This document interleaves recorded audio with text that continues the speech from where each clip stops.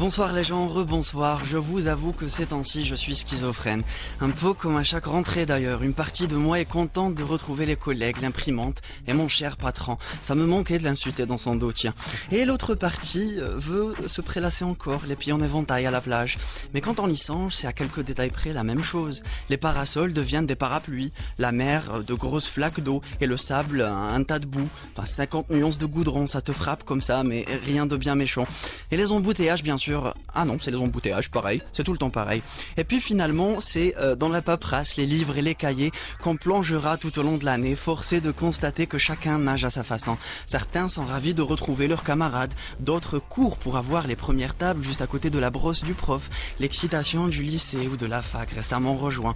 Au bureau, c'est une toute autre histoire. On parle d'autre chose, de foot, du temps chaud qu'il a fait, de la fraîcheur qu'il fera cet hiver. En fait, parler de ses vacances au bureau équivaut à dévoiler son salaire. C'est tabou. Chut. Bah oui, si toute l'année tu n'arrêtes pas de râler devant la machine à café à quel point la vie est chère, à quel point tu as du mal à boucler tes fins de mois, et puis à la rentrée tu viens tout bronzé, tout content, raconter ton séjour en Thaïlande, tu passes vraiment pour le gars qu'on veut insulter dans son dos.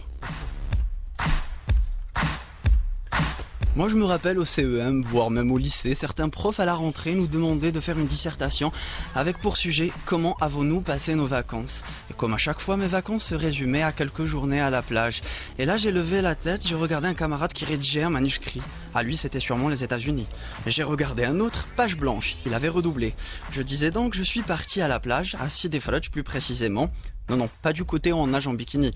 Moi, c'était de l'autre côté. Là, on nageait avec un hijab kini, une jubba kini, voire même un jean kini. Enfin, la pudeur là-bas frappait plus que les coups de soleil. Il valait mieux mettre un écran total sur les yeux, carrément.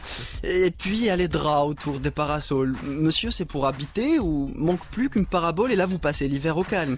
Sinon, j'aime marcher en bord de mer. Mais parfois, quand je trébuche sur une pastèque ou une bouteille de gazouze, je me demande ce qui est arrivé aux arabo-musulmans. Ils étaient pourtant bien partis avec la médecine, l'algèbre. Ceci étant sans parler des dents du sable.